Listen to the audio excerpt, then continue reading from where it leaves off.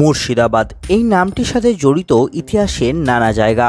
তেমনই এক জায়গা হলো রাধা মাধব মন্দির। নবাব আলীবর্দী খানের রাজত্বকালে তার ভাগ্নে নওয়াজিস মোহাম্মদ খান এক রাধা মাধবকে মাংসের নৈবেদ্য অর্পণ করেন, কিন্তু সেটা জুই ফুলে পরিণত হয়। এই মন্দিরটি বর্তমানে মতিঝিল পার্কের পূর্ব পারে অবস্থিত। এই রাধা মাধব মন্দিরকে ঘিরে রয়েছে নানা অলৌকিক কাহিনী। চলুন আজ জানবো ও দেখব এই রাধা মাধব মন্দিরের সম্পর্কে যাবতীয় তথ্য। তবে তার আগে আপনি যদি আমার এই ছোট্ট চ্যানেলে নতুন হয়ে থাকেন, তাহলে আপনার কাছে আমার অনুরোধ রইল চ্যানেলটিকে অবশ্যই সাবস্ক্রাইব করে নেবেন। মুর্শিদাবাদ ভ্রমণের প্রত্যেকটি জায়গার আলাদা আলাদা ভিডিও রয়েছে আমার চ্যানেলে। প্রত্যেকটি লিঙ্ক আমি ডিসক্রিপশন বক্সে দিয়ে দিয়েছি, যাবার আগে অবশ্যই দেখে নেবেন। তাহলে চলুন দেখে নেওয়া যাক আজকের এই পর্ব।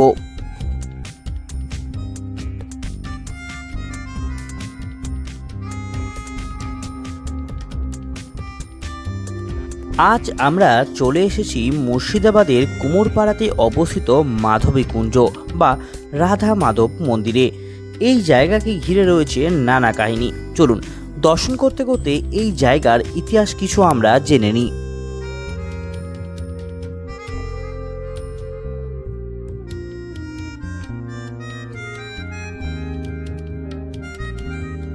ষোড়শ সপ্তদশ শতকে বৈষ্ণব ধর্মের প্রাণকেন্দ্র ছিল নদিয়ার নবদ্বীপ ধাম।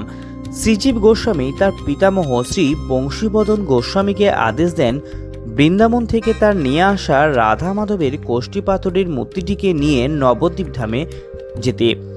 এর পাশ থেকে ছিল ভাগীরথী, যা বর্তমানে দূরে সরে গেছে, এবং এই জায়গার পাশে এক হ্রদের সৃষ্টি হয়েছে।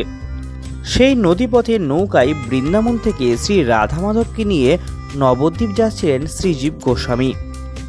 তারপর তারা শ্রীপাদ কুমোরপাড়া ঘাটে বিশ্রাম নেবার জন্য বর্তমান মাধবীকুঞ্জ সংলগ্ন ঘাটে থামেন। কিন্তু আশ্চর্যের বিষয় হলো, রাধা মাধবের সন্ধ্যায় আরতি করার পরের দিন সকালে রাধা মাধব বিগ্রহটি নবদ্বীপ নিয়ে যাবার জন্য নৌকায় ওঠানোর সময় সেই বিগ্রহটি আর তুলতে পারলেন না।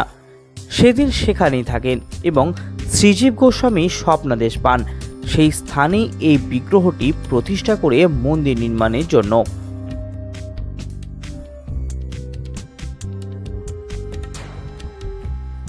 স্বপ্নাদেশ অনুসারে প্রতিষ্ঠা করা হয় বিগ্রহ ও একটি ছোট মন্দির নির্মাণ করা হয়। এরপর মন্দির প্রতিষ্ঠার পর ঘটতে লাগলো নানা অলৌকিক ঘটনা।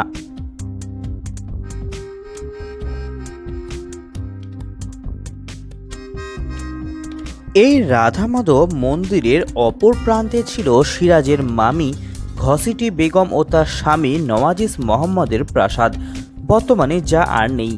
শ্রীজীব গোস্বামী তখন হরিপ্রিয়া দেবীকে রাধা মাধবের নিত্য সেবা দায়িত্ব দিয়ে ফিরে যান নবদ্বীপে। রাধা মাধব মন্দিরের তারপর থেকে শুরু হয় বেলাভোগ ও সন্ধ্যাবেলায় কাঁসর ঘণ্টা বাজিয়ে সন্ধ্যা আরতি। কিন্তু মন্দিরের অপর প্রান্তে বসবাসকারী তৎকালীন নবাব নওয়াজিস মোহাম্মদের সন্ধ্যাবেলায় কাঁসর ঘণ্টার শব্দে বিরক্ত হয়ে উঠলেন। রাধা মাধব মন্দিরে সন্ধ্যায় আরতির বন্ধের আদেশ দিলেন তিনি। নবাবের আদেশে মন্দিরে সন্ধ্যা আরতি তখন বন্ধ হবার মুখে, কিন্তু একদিন হঠাৎ দেখা গেল মন্দিরের আপনিই কাঁসর ঘণ্টা বাজছে আর রাধা মাধবের সামনে সন্ধ্যা আরতিও চলছে। এই খবর এসে পৌঁছায় নবাবের কানে। নবাব অবাক হলেন।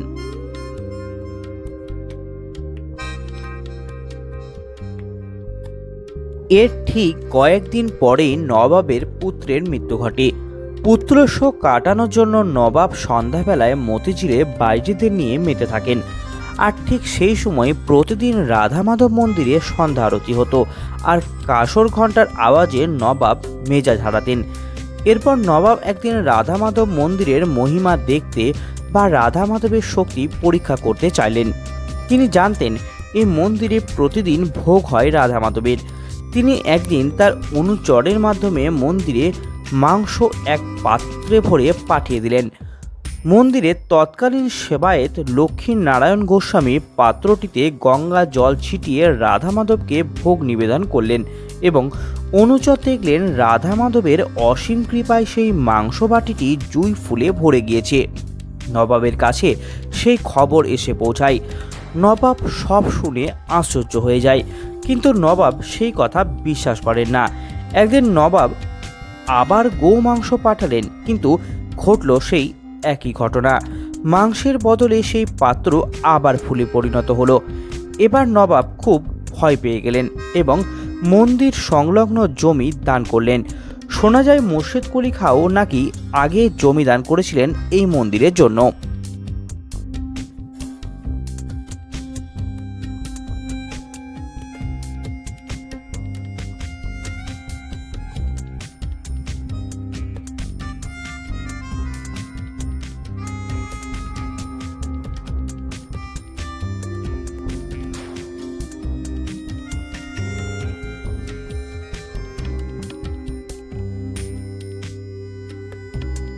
চলুন এবার মাধবী কুঞ্জের দিকে প্রবেশ করা যাক।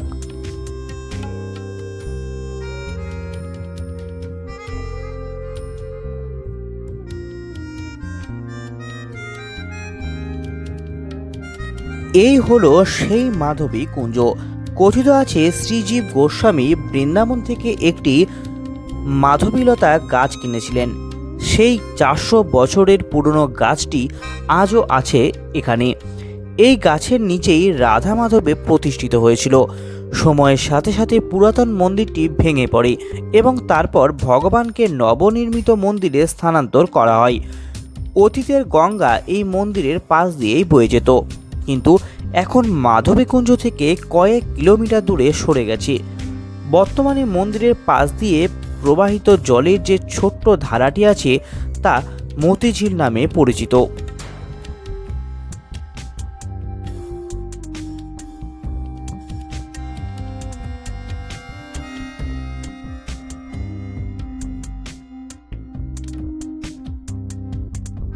কোষ্ঠী পাথরের রাধা মাধবের মূর্তি খুবই জাগ্রত এখানে। রথের 15 দিন আগে এই মন্দিরে ভগবানের স্নান যাত্রা পালন করা হয়। সেই দিন 108 ঘটি দুধ ও গঙ্গা জল দিয়ে রাধা মাধবের বিগ্রহকে স্নান করানো হয়। তারপর নতুন পোশাক পরিয়ে বসানো হয় সিংহাসনে। দুপুরে হয় মালসা ভোগ ও ভক্তবৃন্দের মধ্যে প্রসাদ বিতরণ করা হয়।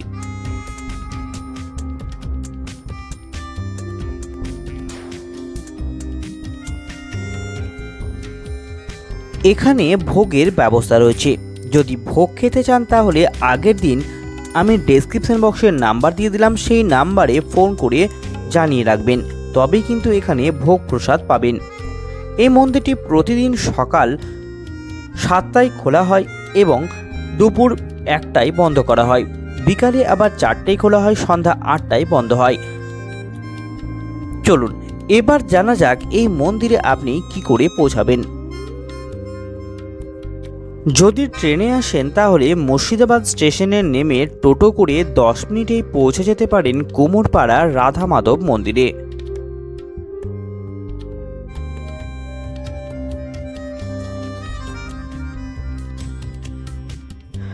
রাধা মাধব মন্দির আস্তে আস্তে আমরা এই আম্রকুঞ্জে বেশ কিছুক্ষণ সময় কাটিয়েছিলাম।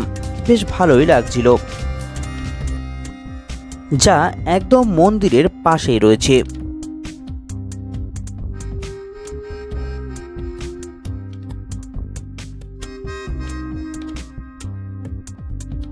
ভিডিওটি কেমন লাগলো জানাবেন, সাথে অবশ্যই লাইক ও শেয়ার করবেন। মুর্শিদাবাদ ভ্রমণের প্রত্যেকটি জায়গার আলাদা আলাদা ভিডিও রয়েছে আমার চ্যানেলে, যার লিঙ্ক আমি ডেসক্রিপশন বক্সে দিয়ে দিয়েছি। প্রত্যেকটি জায়গার লিঙ্ক দেওয়া রয়েছে, যাবার আগে অবশ্যই দেখে নেবেন, তাহলে অনেক নতুন তথ্য জানতে পারবেন। সাথে আপনি যদি আমার এই ছোট্ট চ্যানেলে নতুন হয়ে থাকেন তাহলে অবশ্যই চ্যানেলটিকে সাবস্ক্রাইব করে নেবেন। নমস্কার, ধন্যবাদ।